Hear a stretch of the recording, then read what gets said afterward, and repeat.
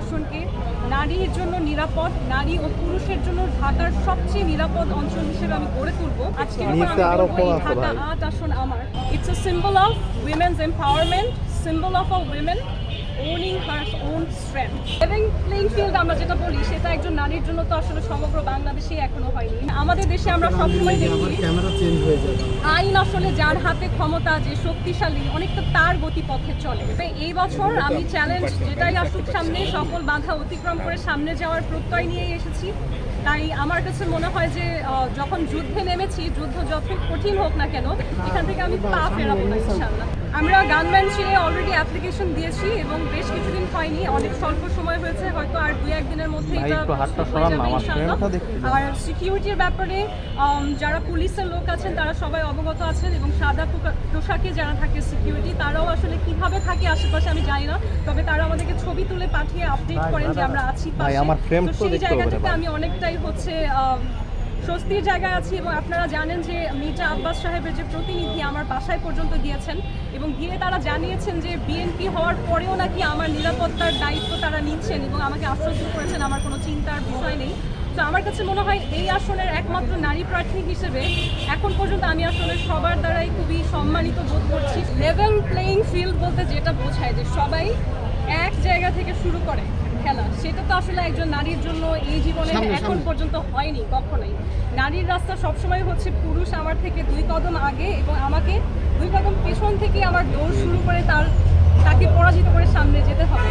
So লেভিং playing field আমরা যেটা বলি সেটা একজন নারীর জন্য তো আসলে সমগ্র বাংলাদেশে এখনো হয়নি। ইনফ্যাক্ট এই যে ঢাকা 8 আসন, এত বড় একটা জায়গা, সেখানে নারী প্রার্থী হচ্ছে একজন আমি। এখানে যে অন্য কোনো নারী সাহস করে সামনে আসেনি, এটা দিয়ে তো আমরা বুঝতে পারি লেভেল প্লেইং ফিল্ড এখানে নেই। রাজনীতি পৃথিবীতে এমন কোনো জায়গা নেই যেখানে নেই। আপনি যদি একটা অফিসে চাকরিও করেন, সেখানেও অফিস পলিটিক্স আছে। আপনি যদি ঘরে বসে থাকেন, পরিবারে থাকেন, সেখানেও আসলে একটা ফ্যামিলি পলিটিক্স। সো পৃথিবীর যে জায়গায়, যে ক্ষেত্রে আপনি কাজ করেন, রাজনীতি আপনার part and parcel of life. তো সেখানে খুব একটা পরিবর্তন হয়নি। তবে আমি যেই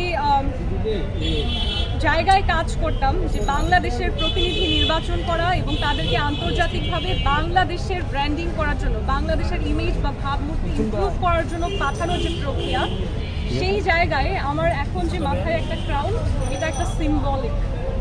it's a symbol of women's empowerment, symbol of a women owning her own strength.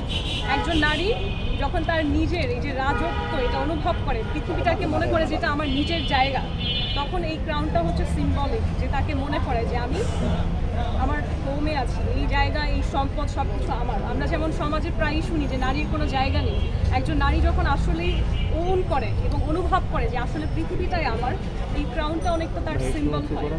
আমি যখন রাজনীতির মাঠে নেমেছি এবং নারীর যে এম্পাওয়ারমেন্ট সেটা নিয়ে আমি কথা বলি, এবং আমি বলি যে ঢাকা 8 আসনকে নারীর জন্য নিরাপদ, নারী ও পুরুষের জন্য ঢাকার সবচেয়ে নিরাপদ অঞ্চল হিসেবে আমি গড়ে তুলব, তখন আমার কাছে মনে হলো যে যেই ক্রাউনটি পরে আসলে আমি সবসময় এই ওনারশিপটা ডিক্লেয়ার করি, আজকে ঢাকা 8 আসন আমার, তখন আমার আসলে ক্রাউন করি আমার যাত্রা।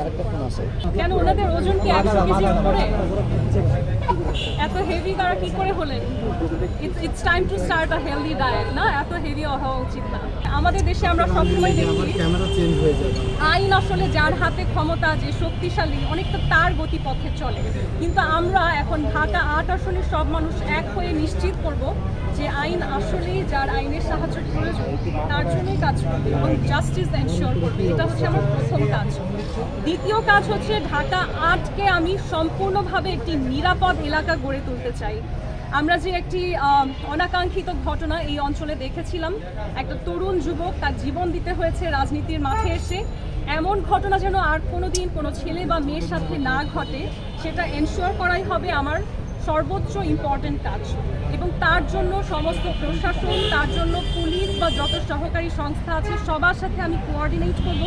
এবং এই 5 বছর আমার মূল লক্ষ্য থাকবে যেই সমস্ত প্রাণ রাষ্ট্রীয় যে হচ্ছে অপারগতার কারণে ঝরে গিয়েছে, কিংবা যেই সমস্ত মানুষের উপর নিপীড়ন হয়েছে একেবারেই অন্যায়, সেই প্রাণগুলোর বিচারের দাবি যেন আমি সংসদে দাঁড়িয়েও করতে পারি। এটা হবে আমার একটি লক্ষ্য।